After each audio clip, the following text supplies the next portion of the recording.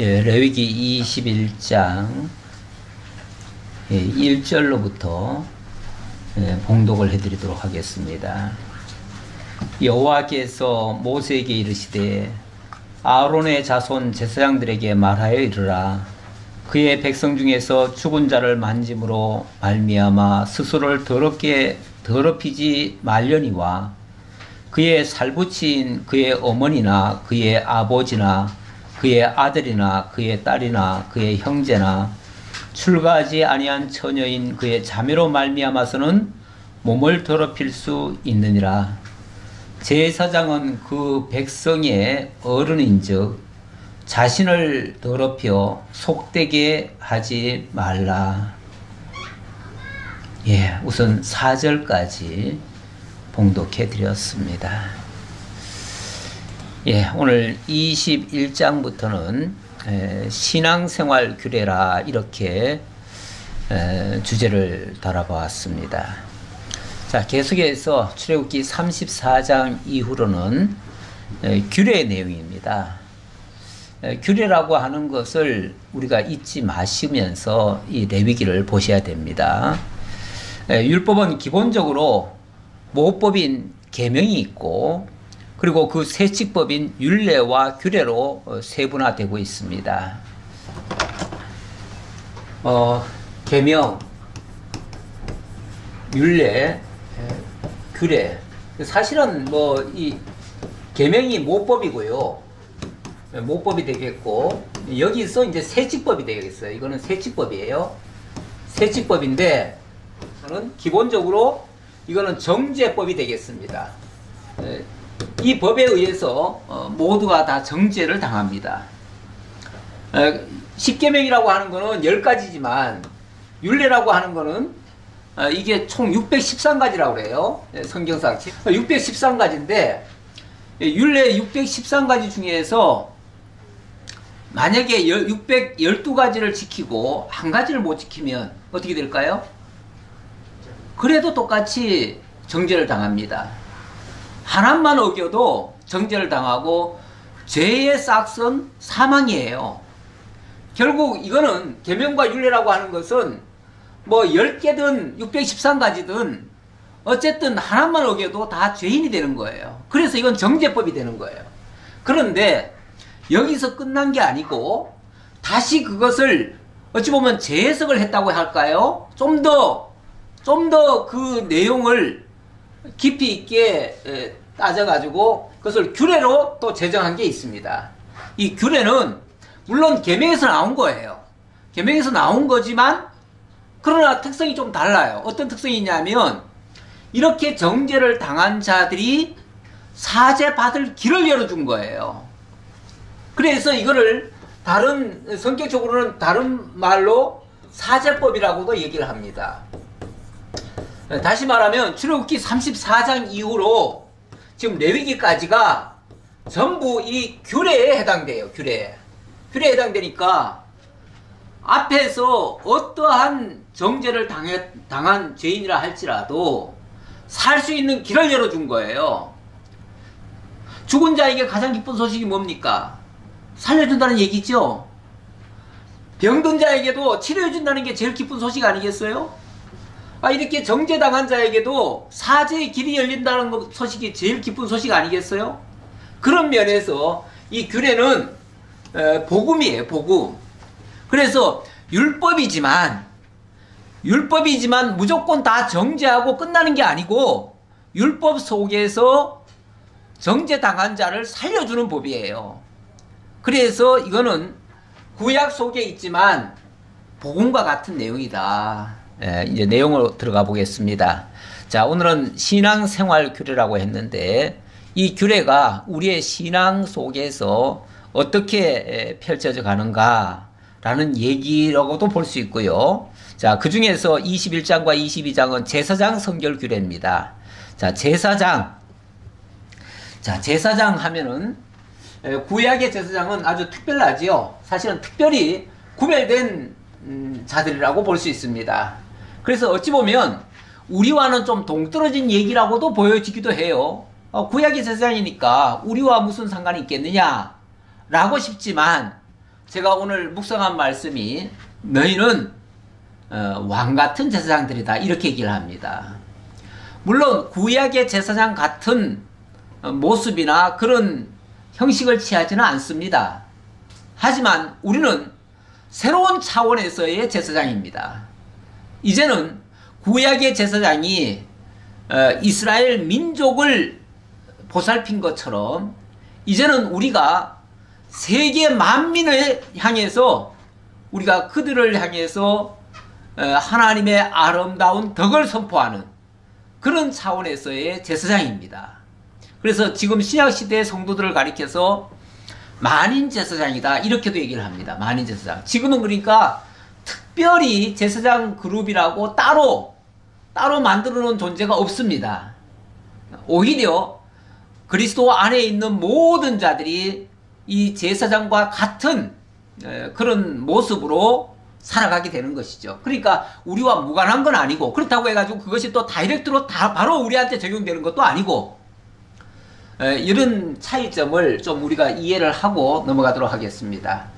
자, 일단 제사장의 성결 규례에서는 자기 자신부터 성결케 할 것이 요구되고요. 그 다음에 이 제사장이 하나님께 성물을 드리는 자입니다. 드리는 자인데 하나님께 드리는 그 성물을 또 성결케 하는 그런 내용들이 소개가 되고 있습니다. 그 다음에는 이제 여호와의 절기 규례가 있고요. 그 다음에 여호와의 성호 규례가 있는데, 자, 이 내용들을 이제 좀 구체적으로 살펴보도록 하지요. 자, 일단 자신의 성결 규례, 자신부터 성결하게 하는데 어떻게 성결케 하는가? 자, 다시 21장 1절로부터 보면요. 여호와께서 모세에게 이르시되 아론의 자손 제사장들에게 말하여 이르라. 여기 아론의 자손 제사장들 했습니다. 그러니까 아론의 자손들이 다 해당되는 얘기예요. 예. 그의 백성 중에서 죽은 자를 만짐으로 말미암아 스스로를 더럽히지 말려니와. 예, 일단 부정한 것에는 손을 대지 말아라 그 얘기예요. 부정한 거. 이 부정한 것 중에 가장 부정하다고 할 수 있는 것은 바로 죽은 겁니다. 죽은 거. 여긴 죽은 자를 만짐으로 이렇게 얘기를 했는데 사람이 죽으면은 부정해집니다. 이 부정하다, 정하다. 지난번에 제가 정의를 조금 내려드리긴 했지만 그 자체가 뭐 불결하고 진짜 더럽혀져서가 아니라 그 하나님의 본 뜻에는 맞지 않는 하나님의 거룩성을 유지하는 데는 옳지 않은 그런 일이다 그런 얘기예요. 이 사람이 죽었다라는 말, 사실 이 사람의 본질이라고 하면요, 이 껍데기 이 몸이 사람은 아닙니다. 근본적으로 사람은 그 속에 이 육체 속에 영혼이 있습니다. 하나님의 생기로 하나님의 생명으로 공급되어져서 살며 기동하는 존재, 그것이 진짜 사람이에요. 이 몸뚱아리가 사람이 아니고. 근데 세상 사람들은 이 몸뚱아리가 사람인 줄 알아요. 그러다 보니까 이 몸 자체를 귀히 여기고 이 몸을 위해서만 살아가요. 그런데 사실은 이 몸 속에 있던 영혼이 떠나가 버리면 이 몸은 그야말로 빈 껍데기예요. 이걸 이제 비유적으로 얘기할 때 집과 같다 그랬어요. 집이라고 하는 건물이 있잖아요. 건물이 있는데 건물이 중요하냐, 건물 속에 사는 사람이 중요하냐 라고 했을 때 당연히 사람이 중요하지요. 그 건물이 있는데 그 속에 사람이 안 산다면 그 건물은 아주 으스스한 건물이 되는 거죠. 예, 그거는 아주 부정한 건물이 되는 거죠. 그 사람이 살 때 그 사람 때문에 그 집도 거룩하게 된 거예요. 마찬가지로 사람이 존귀하다고 했을 때 그 속에 하나님이 주신 그 생명이 있기 때문에 그래서 고귀한 거예요. 그 생명이 하나님께서 아주 특별하게 지었기 때문에 아주 특별한 존재인 거예요. 그런데 만약에 거기서 영혼이 떠나가 버리면 그냥 빈 몸뚱아리만 남아요. 그 몸뚱아리는 일반 과학자들이, 생물학자들이 얘기하듯이 저 동물들의 그 모습과 다를 바가 하나도 없어요. 똑같아요. 그러니까 그 사람이 살아있을 동안에 그 존귀한 자가 그 몸을 쓰고 있었던 거예요. 쓰고 있었던 것이고, 그런데 그 실체가 사라져버리면은, 그러면 빈 몸뚱아리는 그냥 죽은 동물과 뭐 다를 바가 없기 때문에, 그런 의미에서 그거는 부정하다, 그런 얘기예요. 그런 의미에서 부정하다. 쓸모가 없기 때문에 부정한 거예요. 그러니까 거기에는 스스로 만져서 더럽히지 말아라. 그걸 접촉하지 말아라, 그 얘기죠. 그런데 이제 예외도 있을 수 있잖아요. 항상 예외는 그의 살붙인 그의 어머니나 그의 아버지나 아들이나 딸이나 형제나 출가하지 아니한 처녀인 경우는, 만약에 죽었다면은 그를 가족인데 어떻게 안 돌보겠어요. 가족이니까 어쩔 수 없이 만질 수밖에 없어요. 그 시신을 어떻게 처리하려면 만질 수밖에 없어요. 그런 경우는 부정하다고 말하지 않는다, 그 얘기예요. 예, 그런 경우는 하지 않는다. 예, 그러면서 제사장은 그의 백성의 어른인즉 자신을 더럽혀 속되게 하지 말지니라. 여기 일단 여기 제사장은 또 백성의 어른이다, 이렇게 얘기를 하네요. 어떤 지도급에 있는 자다, 그런 얘기겠죠. 지도급에 있는 자니까 더럽혀서, 지도자가 더럽힘을 받으면은 그 더럽힘이 또 모든 백성들에게 전파되기 때문에, 그래서 지도자부터 그 속된 것에 접촉하지 말아라, 그 얘기고, 그러나 가족인 경우는 어쩔 수 없다, 그 얘기예요. 예, 어쩔 수 없다, 그 얘기고요. 그 다음에 그거 말고도 제사장들은 머리털을 깎아 대머리 같게 하지 말며 자기의 수염 양쪽을 깎지 말며 살을 베지 말며 그들의 하나님께 대하여 거룩하고 그들의 하나님의 이름을 욕되게 하지 말 것이며, 만약에 수염을 깎는다든지 머리를 깎는다든지 이렇게 하면은 그의 하나님 여호와의 이름을 욕되게 하는 것이다, 이렇게 얘기를 하네요. 왜 수염을 깎으면 안 됩니까? 하나님의 이름을 욕되게 하기 때문에 그렇다, 그 얘기예요. 요즘은 저도 아침에도 면도하고 왔는데 만약에 이 논리면은 우리 수염도 깎으면 안 되죠. 수염도 깎으면 안 돼요. 머리도 사실은 깎으면 안 돼요. 그래서 옛날에 우리 조상들은요, 머리털 안 밀었습니다. 그리고 수염도 안 깎았습니다. 부모가 물려준 건데, 만약에 그것을 깎거나 이렇게 하면 부모가 주신 그 신체를 훼손하는 것이고 그것이 부모를 욕되게 하는 것이다, 이렇게 얘기를 했어요. 옛날에 그랬다, 그 말이에요. 옛날에 그랬는데 우리가 일제시대를 겪으면서 일본이 우리나라 사람들 다 머리를 깎게 해버렸어요. 수염도 다 깎게 해버렸어요. 그 뒤부터 우리가 이제 이렇게 깎는 게 이게 더 깨끗한 거다, 위생적으로 더 나은 거다, 이게 서구인들 봐라, 다 저렇게 깨끗하게 하지 않느냐, 뭐 그러면서 우리도 다 그렇게 깎게 한 거예요. 그런데 원래 우리가 어떤 면에서 옛날에 구약시대에 있었던 그러한 규례를 따라왔던 것 같아요.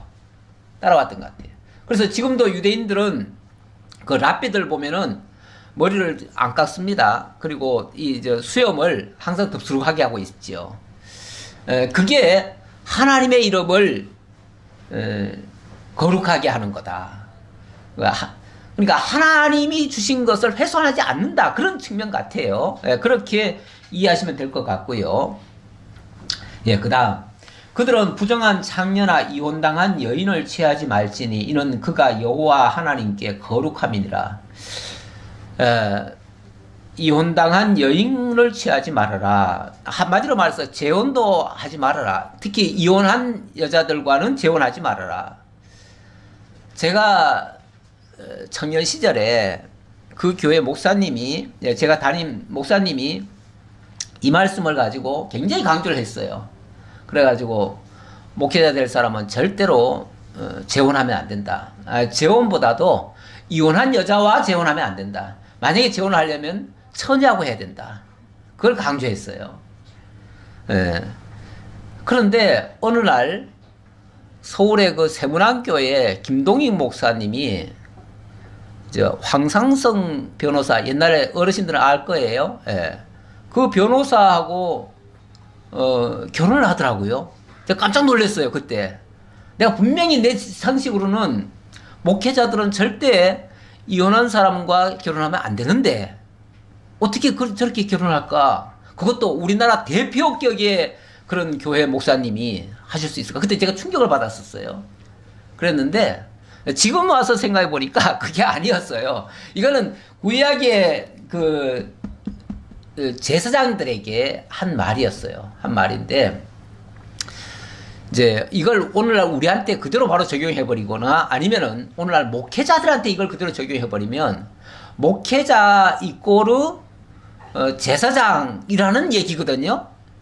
그런데 다시 말씀드리지만 오늘날은 구약의 제사장 같은 제사장은 없습니다. 더 이상.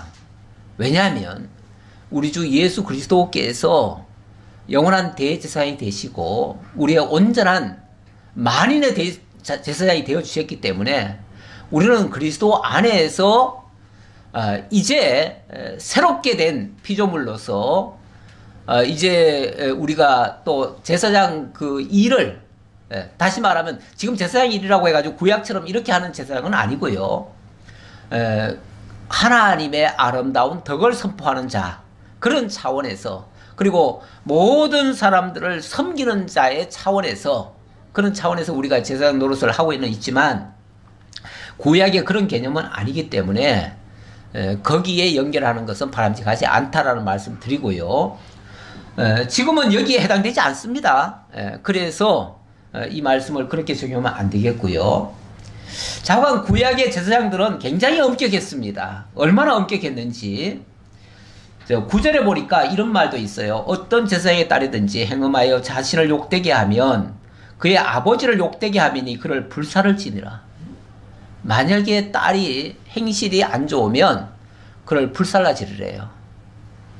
지금도 가끔 중동 뉴스를 들어보면 가끔씩 그 딸의 행실이 좋지 않아 가지고 그의 부모나 오라버니들이 명예살인을 시키는 경우가 있습니다. 어떤 소문이 이상한 소문이 돌아요. 그러면 집에 오잖아요. 그러면 불로 태워 죽여요. 그 딸을. 그 아버지가 못하면은 그 오라버니가 그렇게 해요. 근데 그거를 동네 사람들이 뻔히 알면서도 당연한 줄 알아요. 그냥 당연하게 여겨요. 이 율법이라고 하는 것을 문자 그대로 지켜버리면 이런 현상도 발생합니다. 근데 그 부정하다고 하는 그 이야기도 그 개념이 다 달라요. 뭐 조금 행실이 조금 안 좋았다고 그냥 뭐 이상한 짓을 꼭 해서가 아니라 조금 이상한 소문만 나도 그렇게 하는 것은 이거는 전혀 명백하게 성경을 어기는 거죠. 어기는 건데 어쨌든 제사장에게는 그렇게 얘기를 했네요. 예. 자, 그리고 조금 더 볼게요. 자기의 형제 중 관유로 부음을 받고 위임되어. 근데 여기는 조금 더 예외입니다. 10절에 보니까 자기의 형제 중 관유로 부음을 받고 위임되어 그 예복을 입은 대제사장은, 자, 이번에는 일반 제사장이 아니라 대제사장입니다. 대제사장. 대제사장은 많지는 않아요. 수가 뭐 한 명이죠. 한 명이고 경우에 따라서는 뭐 몇 명이 있을 수는 있어요. 있는데 그거는 일시적이고요. 원칙은 한 명입니다. 한 명인데 만약의 경우 대제사장으로 선출이 된 자가 있다면 그는 어떤 경우에도 머리를 풀지 말며 옷을 찢지 말며 어떤 시체든지 가까이 하지 말지니 그의 부모로 말미암아서도 더러워지게 하지 말며. 만약에 대제사장이 된다면은 그 사람은 설령 부모가 돌아가셔도 그 시체에 가까이 할 수 없다. 앞에서 제사장들은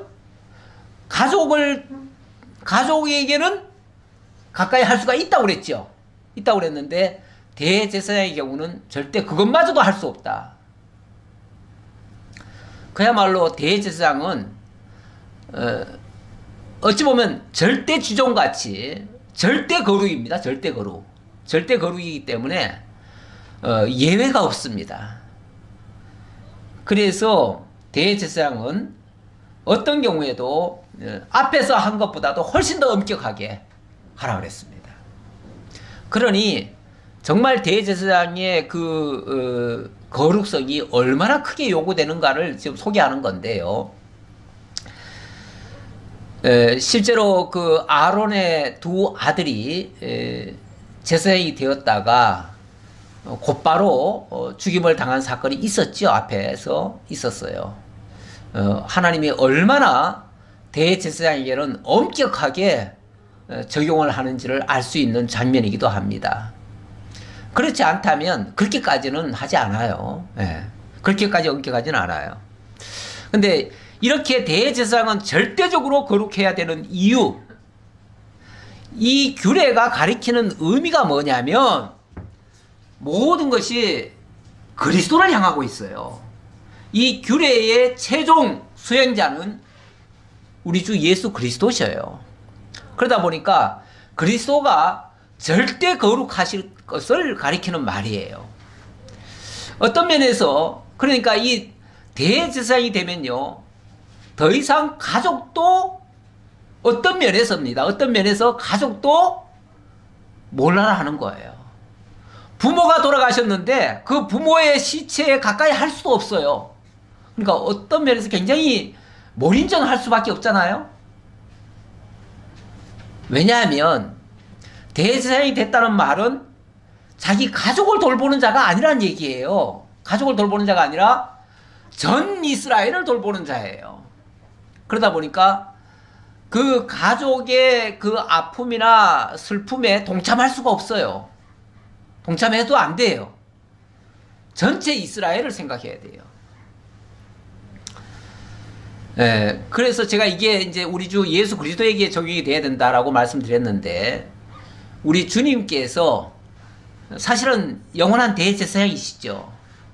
그런데 이 땅에 오셔서 자기 가족을 돌보는 모습보다 오히려 하나님의 이스라엘, 하나님의 택한 백성들을 돌보는 모습이 소개되는 장면이 있었죠.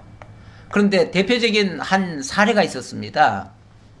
제가 이 사례를 마가복음에서 하나 가져왔는데요. 예수님이 어찌 보면 이 구약에 예언되어진 이런 규례 내용을 예수님이 성실히 수행을 하셨습니다. 다시 말하면 치료하는 역사를 하셨어요. 이 규례가 결국은 다 회복하는 거 아닙니까? 다 뭐 문둥병자 되고 유출병자 되고 또 뭐 소경이고 뭐 기머거리 되고 다 이런 자들을 다 치료하는 일들 아닙니까? 그들을 다 정결케 하는 자 아닙니까? 예수님이 그 일을 하신 거예요. 그 일을 하니까 이거는 사람이 할 수 있는 일이 아닙니다.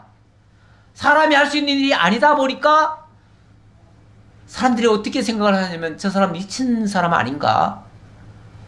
저 사람은 아무래도 저 귀신이 들린 사람이다. 이러면서 그 가족들을 데려왔어요. 가족들을 데려와가지고 쉽게 말하면은 너 아들이 미쳤다. 마리아나 그 형제들한테 네 형이 미쳤다 지금. 미쳐가지고 귀신이 들려가지고 이상한 짓을 한다. 그러니 빨리 데리고 집으로 가라. 이렇게 말한 적이 있어요. 그래서 마가복음 3장 21절에 보면은 예수의 친족들이 듣고 그를 붙들러 나오니 이런 그가 미쳤다 하밀러라.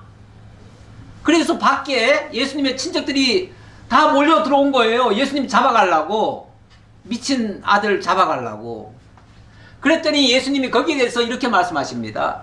대답하시되 누가 내 어머니이며 내 동생들이냐.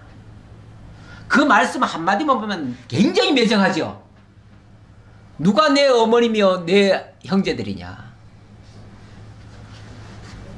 그러면서 하시는 말씀이 둘러앉은 자들을 보시며 이르시되 내 어머니와 내 동생들을 보라. 지금 그 옆에 있는 자들을 향해서 지금 밖에서 당신 어머니 왔습니다. 당신 동생 왔습니다. 그러니까 누가 내 어머니며 내 형제들이냐 하시더니 옆에 있는 사람을 보시면서 바로 누구든지 하나님의 뜻대로 행하는 자가 내 형제요 자매요 어머니니라. 이렇게 얘기를 합니다. 하나님의 말씀대로 하나님의 뜻대로 행하는 자가 진짜 내 어머니고 내 형제고 내 자매다. 진짜 구약시대의 대제사장의 모습 같지 않나요? 구약시대의 대제사장이 제사장의 그 자세가 그런 거예요. 정말 부모가 죽어도 몰라라 했어요. 몰라라 해야 되는 거예요. 몰라라 해야 되는 거예요. 자식이 죽었는데 그것 때문에 슬퍼하지도 말라는 거예요.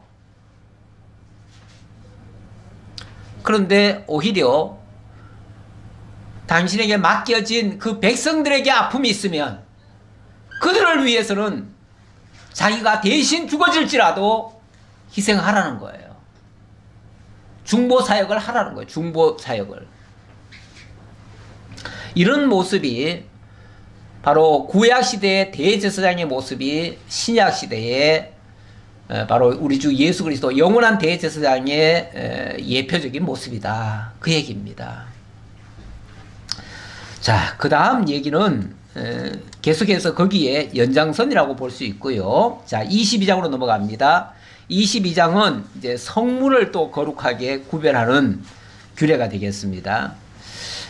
여호와께서 모세에게 말씀하여 이르시되 아론과 그의 아들들에게 말하여 그들로 이스라엘 자손이 내게 드리는 그 성물에 대하여 스스로 구별하여 내 성호를 욕되게 함이 없게 하라. 나는 여호와니라. 성물을 거룩히 구별하면 여호와의 이름을 더럽히는 것이 되지만 성물을 만약에 부정하게 취급하게 되면 그는 하나님의 이름을 망령되게 하는 것과 같다. 뭐 똑같은 이치예요. 아까 신체를 훼손을 하면 하나님이 주신 그것을 훼손하는 것과 같은 것과 마찬가지로 이 성물을 하나님 앞에 아무렇게나 드려도 그거 역시도 하나님의 이름을 욕되게 하는 거다. 왜냐하면 성물 하나하나에도 그냥 의미 없이 드리는 게 아니잖아요. 다 의미를 부여하고 드리잖아요. 그 의미가 하나님이 여호와이심을 가르쳐주는 의미가 되잖아요. 그런데 만약에 그 제물이나 성물이나 또 그 성구나 이런 것들을 함부로 이렇게 취급을 해버리면 그 자체가 하나님의 이름을 생각나게 못하는 거예요. 하나님의 이름을 기억하게 하질 못하는 거예요. 그래서 그거는 결국은 여호와의 이름을 욕되게 하는 것이다. 그들에게 이르라. 누구든지 내 자손 중 대대로 그의 몸이 부정하면서도 이스라엘 자손이 구별하여 여호와께 드리는 성물에 가까이 하는 자는 내 앞에서 끊어지리라. 예, 마찬가지로 부정한 상태에서 하나님 앞에 가까이 하는 것도 안 되고요. 뭐 이런 얘기는 앞에서 다 얘기했던 얘기라도 볼 수 있습니다. 자, 9절 볼까요? 그들은 내 명령을 지킬 것이니라. 그것을 욕되게 하면 그로 말미암아 죄를 짓고 그 가운데서 죽을까 하노라. 나는 그들을 거룩하게 하는 여호와니라. 나는 그들을 거룩하게 하는 여호와다. 자, 왜 이렇게 이 성물을 구별해야 됩니까? 내가 너희를 거룩하게 하는 여호와임을 알게 하려고 그런다. 그런 뜻이에요. 예. 그리고 일반인은 성물을 먹지 못할 것이며 제사장의 객이나 품꾼도 다 성물을 먹지 못할 것이나 일단 성물이라고 하는 것은 구별된 거니까요. 구별된 거는 하나님께 이미 바쳐진 것이고 바쳐진 것은 하나님의 소유가 된 거예요. 그러니까 그것에 접촉되는 자마다 하나님의 소유로 바뀌어요. 근데 만약에 일반인들이 그 성물에 접촉이 되면 하나님의 소유로 바뀔 거 아니에요? 하나님의 소유로 바뀐다는 말은 결국은 죽는다는 얘기가 돼버려요. 그래서 결국은 그들을 보호하기 위해서라도 접촉하지 못하도록 하는 거죠. 자, 그 다음 17절 볼까요? 여호와께서 모세에게 말씀하여 이르시되 아론과 그의 아들들과 이스라엘 온 족속에 말하이르라. 이스라엘 자손이나 그 중에 거류하는 자가 서원제물이나 자원제물로 번제와 더불어 여호와께 예물로 드리려거든 기쁘게 받으심이 되도록 소나 양이나 염소에 흠없는 수컷으로 드릴지니. 예, 여기에 이제 차례대로 여러 가지 사례들이 나오는데요. 일단은 서원제물이나 자원제물이나 번제 이렇게 얘기를 했는데, 이 서원제라고 하는 것은 일종의 맹세하는 거고요. 자원제라고 하는 것은 그야말로 자기가 정해서 드리는 거예요. 자기가 정해서 드리는 거니까 그거는 자기 형편껏 드리는 거예요. 그러니까 맹세로 하는 것은 하나님 앞에 서약하는 셈이기 때문에 그건 하나님의 요구대로 해야 돼요. 그래서 반드시 수컷이어야 되고 흠없는 것이어야 돼요. 그런데 자원하는 것은 내가 드리는 거니까 내 형편것이에요. 내 형편것이 쓰다 보니까 때에 따라서는 조금 부족함이 있어도 상관이 없어요. 아니, 내가 자원하는 건데 부족하다고 자원을 안 하면 되겠어요? 부족한 자는 부족한 대로 자원을 하는 거죠. 그걸 또 이건 또 허물이 있으니까 안 된다. 아니, 자원했는데 이 강제로 할당한 것도 아니고 자원인데 부족하다고 해서 안 받아야 되겠어요, 하나님이? 그런 경우는 좀 허물이 있어도 하나님이 받는다. 그 얘기예요. 받는다. 그리고 화목제물 같은 경우는, 화목제물이라고 하는 것은 목적이 화목이 목적입니다. 화목이 목적이니까 이것은 모두가 다 그냥 기쁘게 하면 돼요. 그래서 거기에는 암컷도 상관이 없습니다. 그래서 화목제물인 경우는 제물이 암컷으로도 드려도 된다. 그러니까 제물이 다 일관적으로 하는 게 아니에요. 다 똑같지 않아요. 사람마다 달라요. 맹세적인 경우, 서원인 경우는 반드시 수컷, 흠없는 것, 어린 것, 뭐 이런 걸로 해야 되고요. 그것은 왜냐하면 그 맹세라고 하는 것은 사실은 우리한테 해당되는 게 아니에요. 엄밀하게 말하면 맹세는 우리 주님께 해당되는 거예요. 그래서 예수님이 그런 말씀하시죠. 너희는 도무지 맹세하지 말지니. 마태복음 5장에 가면 그런 얘기가 나옵니다. 너희는 도무지 맹세하지 말라. 왜냐하면 하늘로도 말라. 하늘은 하나님의 보좌고 땅으로도 말라. 땅은 하나님의 하나님의 발놓을 자리다. 그러니까 다시 말하면 다 하나님의 영역인데 네가 뭔데 네가 하냐 그 말이죠. 너는 머리털 하나도, 너에게 있는 그 머리털 하나도 희고 검게 할 수 없다. 그런 자가 무슨 맹세냐 그 말이죠.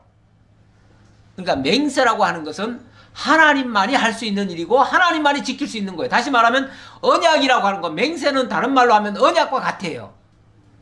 언약은 하나님이 하시고 하나님이 지키시는 거예요. 그래서 반드시 그리스도에게 해당되는 그 제물이 들어가야 되는데 그 제물은 흠없는 수컷 어린 양이에요. 그렇고 자원이라고 하는 거는, 이거는 우리가 드리는 거예요. 우리가 드리는 건데 우리는 부족함이 많잖아요. 그러니까 허물이 있는 제물이라도 상관이 없어요. 그래서 하나님이 자원 제물은 그런 걸로 드리라고 하고, 화목 제물은 아까 얘기했듯이 함께 먹는 게 목적이에요. 다시 말하면 그거는 하나님께 드리는 게 목적이 아니에요. 우리가 먹으면서 하나님도 기쁘고 우리도 기쁘고 중재자도 기쁘고 다 같이, 제사장도 기쁘고 다 같이 기뻐할 수 있는 거. 그래서 거기는 아무런 제약 없이, 물론 수컷도 되겠지만 암컷도 상관이 없다. 그렇게 해서 암컷으로 드린다. 왜냐하면 특히 또 이 백성을 상징하는 것들이 이제 암컷 동물이거든요. 그래서 그렇게 드리라, 그렇게 했습니다. 자, 이런 식으로 성물을 구별해서, 거룩히 구별해서, 이렇게 이제 분류해서, 구별이라는 게 어찌 보면 분류하는 것과 같은 거잖아요. 이렇게 분류를 해서 거기에 적합하게 드리도록 하는 것, 이게 성물 성별 규례가 되겠습니다. 결론 말씀이 33절입니다. 32절부터 볼까요? 너희는 내 성호를 욕되게 하지 말라. 나는 이스라엘 자손 중에서 거룩하게 함을 받을 것이니라. 나는 너희를 거룩하게 하는 여호와요. 자, 이스라엘 중에서 거룩하게 함을 받을 것인데 내가 너희를 거룩하게 하는 여호와다, 이렇게 얘기를 하네요. 그러니까 하나님이 먼저 우리를 거룩하게 하시고 거룩하게 함을 받으신다는 거죠. 그러니까 우리가 뭘 해가지고 우리 스스로가 거룩하게 되는 게 아니고 하나님이 우리를 거룩하게 해서 우리로 하여금 거룩하게 살아가도록 하신다, 그런 의미예요. 너희의 하나님이 되려고 너희를 애굽 땅에서 인도하여 낸 자니 나는 여호와이니라. 우리 하나님이 우리에게 우리의 아버지가 되어주시고 우리의 거룩하신 하나님이 되어주시려고 애굽 땅에서 인도해 내셨대요. 아주 특별하게 우리를 따로 뽑아가지고 선별해서 이끌어 내셨대요. 그게 구약시대의 출애굽 사건이고 그 출애굽된 백성들이 이스라엘입니다. 이스라엘 민족입니다. 그러면 우리하고는 상관없네? 상관없는 게 아니고 우리는 죄와 사망 가운데서 출애굽을 받은 사람들입니다. 이끌어냄을 받은 사람들이에요. 이끌어냄을 받은 사람들. 그래서 신약시대에 와서 예수님이 그렇게 말씀하시죠. 너희는 거기서 나와 따로 있고 나와 함께 하자, 막 이런 식으로 말씀하시죠. 우리가 그 죄와 사망 속에 있던 우리들을 이끌어내는 사건, 그게 바로 예수 그리스도의 그 출애굽할 때, 애굽에서 출애굽할 때 어린 양이 죽어지면서 그 피값으로 다 살아났거든요. 마찬가지로 우리 주 예수 그리스도의 그 희생의 제물로 우리가 죄와 사망에서 다시 살아난 겁니다. 건짐을 받은 거예요. 그렇게 되었다는 사실을 기억하게 하려고 우리로 하여금 그것을 상기하도록 이렇게 거룩히 구별하는 일을 하라, 그 얘기예요. 그러니까 이렇게 해서 거룩하라가 아니라 내가 너희를 거룩하게 하였으니 너희가 거룩한 자임을 인정해라, 그 말이죠. 그걸 증명해라. 같은 말 아니냐, 뭐 앞으로 가나 뒤로 가나 똑같은 말 아니냐 라고 생각이 쉽지만 하나는 인본주의고 하나는 신본주의예요. 완전히 달라요. 하나는 내가 이렇게 해야 거룩하게 된다는 말이고 뒷말은 하나님이 거룩하게 하시니까 우리가 거룩함을 보이는 거다, 그 얘기예요. 이건 신본주의예요. 하나님이 하신다는 얘기예요. 그 다음 23장으로 넘어갑니다. 자, 23장은 절기규례입니다. 절기규례. 이 절기규례가 굉장히 내용도 조금 방대하기는 하지만은 또 깊이도 있어요. 사실은 있는데 기본적으로 모든 규례는 우리 주 예수 그리스도를 통해서 이루실 하나님의 언약이다, 이렇게 보시고 들어가는 게 좋습니다. 이걸 그렇게 보지 않으면은 우리 보고 이 날짜 지키라는 데다가 초점을 맞춰버려요. 그래가지고 이단 교회들이 보면은 지금도 어떤 특정한 절기들을 가지고 그 절기를 지켜야만 구원받는다고 이렇게 소리 지르는 사람들이 많아요. 가끔 그 전도할 때 보면은 6월절을 지키십니까? 이렇게 묻지요. 6월절요? 기독교인들은 의아해요. 아니 왜 6월절을 지키죠? 신약시대인데 왜 우리가 6월절 지키죠? 그러면 성경에 있는 말 6월절을 지키라, 이거 안 지키는 자는 끊쳐지리라, 뭐 이런 말씀이, 그런 걸 가지고 들이대면은 이런 말씀도 있네, 6월절 안 지키면 안 되네. 그건 구약이잖아요. 무슨 소리야. 고린도전서에 보면은 예수님도 6월절 지키라고 돼 있어. 이래가지고 신약시대에도 6월절을 지켜야만 구원을 받는다고 이렇게 돼 있어요. 그런데 기본적으로 우리 보고 뭘 하라는 얘기가 아니라 그리스도를 통해서 이루실 언약이라는 걸 말씀드리고, 특히 이 레위기 23장은요 여러 가지 절기가 나옵니다. 뭐 간추려 보면 7가지고요 세분화해 보면 더 많습니다. 더 많은데 한 10가지는 된다고 봐요. 그런데 이제 너무 많이 벌린 것도 그렇고, 그래서 제가 7가지로 일단 정리를 했습니다. 했는데, 7가지의 이 절기가 우연히 나온 게 아닙니다. 우연히 나온 게 아니고요. 미래에 하나님이 그리스도를 통해서 이루실 역사적 순서를 미리 언약하는 말씀이기도 합니다. 그래서 이 내용이 상당히 중요한 내용이기도 합니다. 여호와께서 모세에게 말씀하여 이르시되 이스라엘 자손에게 말하여 이르라. 이것이 나의 절기들이니 너희가 성회로 공포할 여호와의 절기들이니라. 너희가 성회로 공포할 여호와의 절기들이다. 이거는 성회로 공포한다는 말은 전체가 다 지켜야 된다 그 말이고, 이게 너희가 지킬 절기니라가 아니라 여호와의 절기들이라 이렇게 얘기를 합니다. 그러니까 여호와께서 이루어 가실 일이다. 그 일에 너희도 참여해라 그 말이죠. 그 말이지 우리가 지켜야만 된다 이런 차원은 아니다 그 말이에요. 예. 그러니까 여호와의 절기라는 말에 주의를 기울이시고요. 엿새 동안은 일할 것이요 7째 날은 쉴 안식일이니 성회의 날이라. 예, 성회 중에 첫 번째는 제7일 안식일입니다. 제7일 안식일. 너희는 아무 일도 하지 말라. 이는 너희가 거주하는 각 처에서 지킬 여호와의 안식일이라. 예, 만약에 이 제7일 안식일을 중요시 한다면은 1년에 53번은 중요한 날을 지켜야지요. 예, 그래야 되는데, 사실 뭐 이거를 매주일 그렇게 하라는 의미보다도 일단은 제7일 안식일이라고 하는 게 어디서부터 나온 말이죠? 제7일 안식일은 원래 하나님의 창조를 기억하는 말이에요. 하나님이 6일간 창조하고 제7일날 쉬셨잖아요. 그렇죠? 그거를 기억하고 그걸 잊지 말아라. 이 세상 삼라만상이 하나님의 6일 작업으로 다 끝나고 제7일은 쉬셨어. 이 사실을 잊지 말아라 라는 말이에요. 그러니까 모든 일은 하나님의 창조로부터 시작됐습니다. 그렇죠? 그리고 하나님의 그 안식을 통해서 새로운 역사가 펼쳐지는 거예요. 자, 그리고 그게 이제 첫 번째 제7일 안식일이고요. 두 번째 안식일은 애굽 땅 종되었던 집에서 이끌어낸 날, 그걸 또 기억하라는 거예요. 그래서 출애굽기 20장에 보면은 하나님이 10계명을 주시면서 이 계명을 꼭 지켜야 되는 이유는 애굽 땅 종되었던 집에서 이끌어내신 여호와, 이것을 다 기억하게 하려고 이 안식일을 주신 것이다.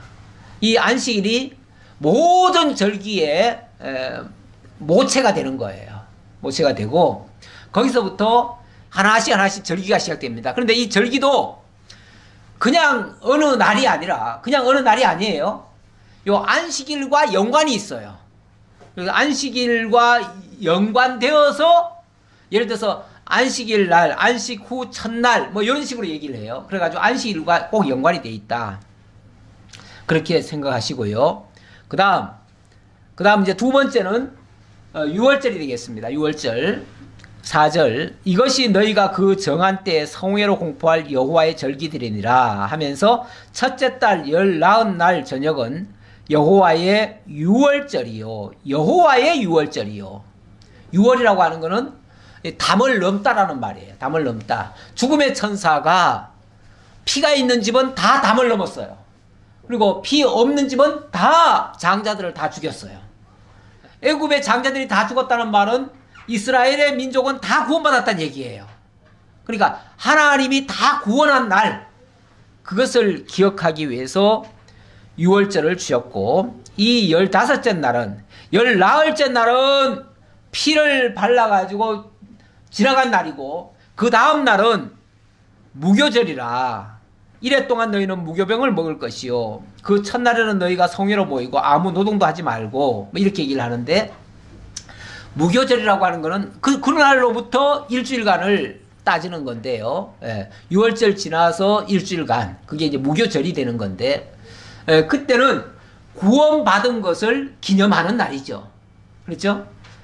그러니까 구원받은 날을 기념하는 거.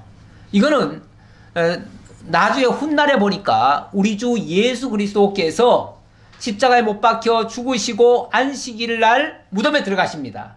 그리고 안식 후 첫날에 다시 부활을 하게 되는데 그날이 바로 이 15째 날이 되는 거예요.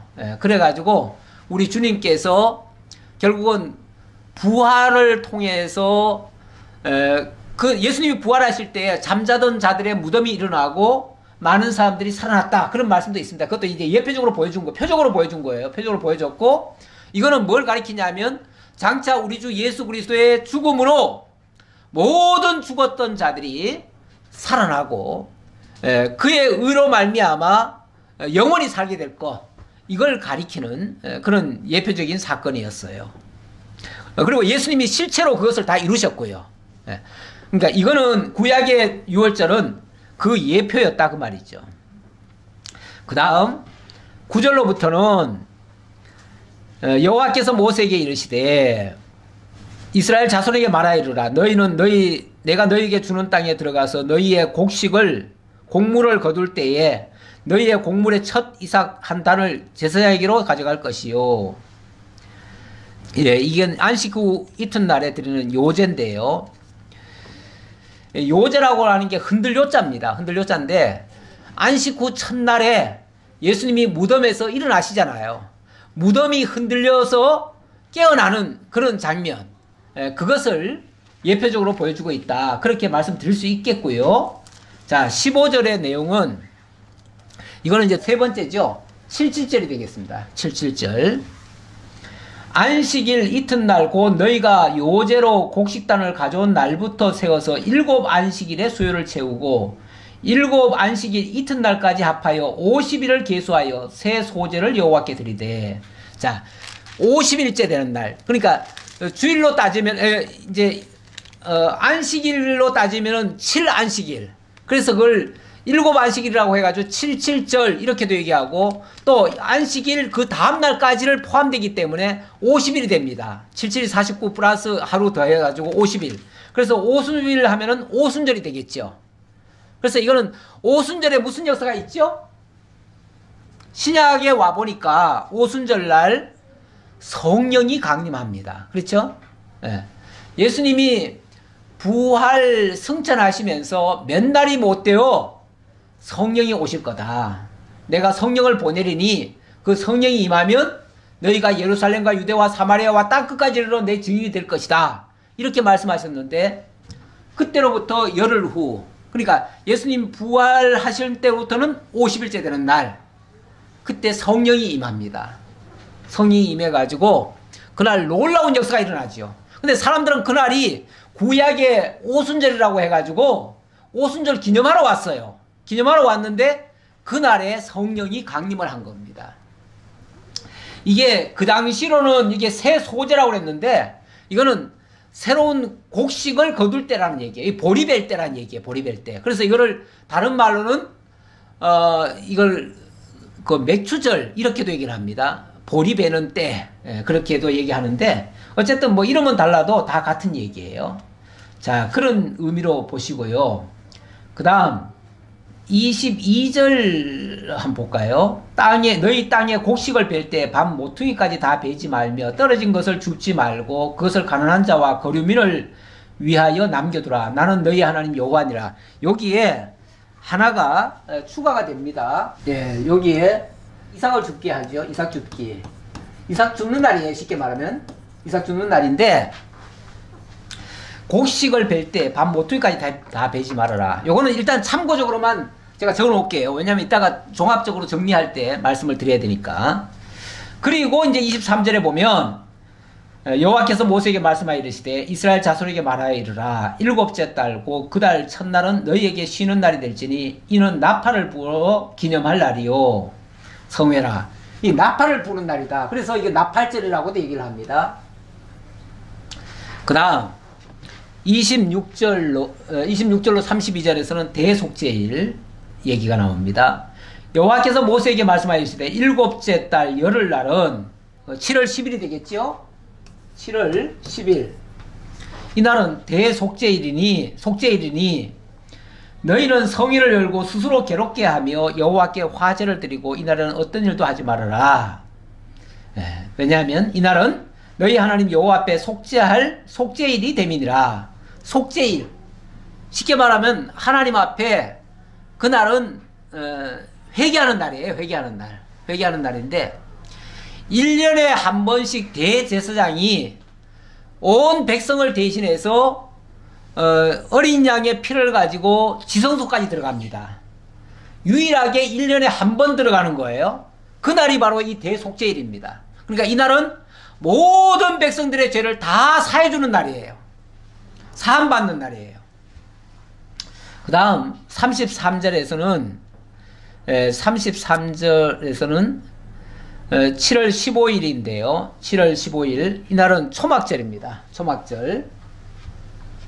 여호와께서 모세에게 이르시되 이스라엘 자손에게 말하여 이르라. 일곱째 달 15째 날은 초막절이니 여호와를 위하여 1월 동안 지킬 것이니라. 초막절. 초막절이라고 하는 것은 이제 밖에다가 지금으로 말하면 텐트 쳐놓고 거기서 일주일간 지내는 거예요. 집 놔두고 바깥에 나와서 초막으로, 그러니까 풀로 막을 지어가지고 풀집에 사는 거예요.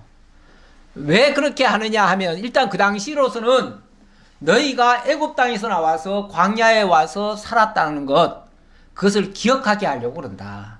그렇게 얘기를 했는데 이거는 새로운 집에 가서 산다는 얘기예요. 새로운 집에 가서 산다. 그런 의미예요. 자, 그 다음 36절 볼까요? 36절. 이래 동안에 너희는 여호와께 화제를 드릴 것이요 여덟째 날에도 너희는 성회로 모여서 여호와께 화제를 드릴지니 이는 거룩한 대회라. 거룩한 대회. 대회 이렇게 하죠. 큰 회다. 모든 것을 총정리하는 회다 그 말이에요. 1년에 모든 회, 그러니까 여기서부터 시작된 모든 회와 절기들이 마지막으로 총정리하는 날, 이렇게 해서 1년이 끝이 납니다. 1년이 끝이 나요. 참 많은 절기가 있었죠. 뭐 세부적으로는 좀 더 있었다고 제가 말씀드렸는데, 이런 절기들이 뭘 가리키는 건가? 일단은 장차 그리스도께서 이루실 일에 대한 예언의 말씀이다. 언약의 말씀이다. 제가 그렇게 말씀드렸고요. 일단 안식일은 예수님이 안식의 주인으로 오실 것을 가리키는 거죠. 그래서 예수님이 오셔가지고 안식일 일을 하시면서 내가 안식일의 주인이다 해버리잖아요. 그렇죠? 그렇게 하시고 그 다음에 6월절 어린 양으로 예수님이 죽어주시잖아요. 이건 뭐 너무나 잘 아시는 얘기고, 그 다음에 예수 그리스도께서 내 영을 보내겠다고 말씀하셨는데 그 성령을 보내시는 날이죠. 성령이 오시고 그 다음에 제가 이삭 줍는 날을 굳이 여기다 적어놓은 이유는 이렇게 해서 성령이 오시면 예루살렘과 유대와 사마리아 땅끝까지 이르러 내 증인이 되리라 했는데 복음이 온 세상에 충만하게 전파된다 그 얘기예요.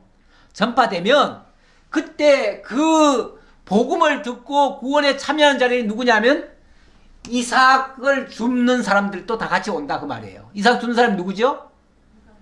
이방인과 나그네와 고아와 가부와 이런 사람들이에요. 어찌 보면 우리는 본래 이스라엘 그 민족이었습니까? 아니었어요. 근데 우리가 어떻게 이 하나님의 이 거룩한 은혜 속에 참여할 수가 있게 됐나요? 이삭 줍다가 들어간 거예요. 이삭 줍다가. 우리가 이 이삭 줍는 사람들이에요. 어찌 보면 고아와 가부와 객과 나그네들이었어요. 그들이 주님께서 흘리신 그 복음의 이삭을 주운 거예요. 이게 횡재한 거죠. 횡재. 그래가지고 어느 날 이제 복음이 땅끝까지 만연되고 전파되면 어느 날 하나님의 천사장이 나팔 소리와 함께 나팔을 불 거예요.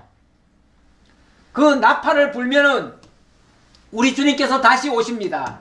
다시 오시면 뭐하러 오시냐면 두 번째 오실 때는 우리 죄를 심판하러 오셔요. 그래서 죄와 의를 나누셔요. 그래서 하나님의 택한 백성들은 다 의롭다 하시고 그렇지 않은 자들은 다 심판을 하셔요. 그래서 이 대속죄일은 온전히 자기 백성들을 거룩하게 하시는 그날이에요. 그렇게 하시고 이제 이 땅에 천년왕국이 만들어져요. 이 천년왕국이 새로운 질서가 되는 거예요. 천년왕국이 이루어지고 천년왕국 끝에는 영원한 천국, 바로 대회가 이루어지는 거예요. 이런 하나님의 역사 프로그램을 가지고 하나님이 지금 이 세상을 지금 인도해 가시는 거예요. 이게 1년의 절기 속에 담겨 있는 하나님의 역사 프로그램이에요. 앞으로 진행해 가실 하나님의 역사 프로그램이에요. 이대로 하실 거예요. 이대로 하실 건데, 그러면 이걸 우리가 문자적으로 그럼 이렇게 지켜야 되겠네요?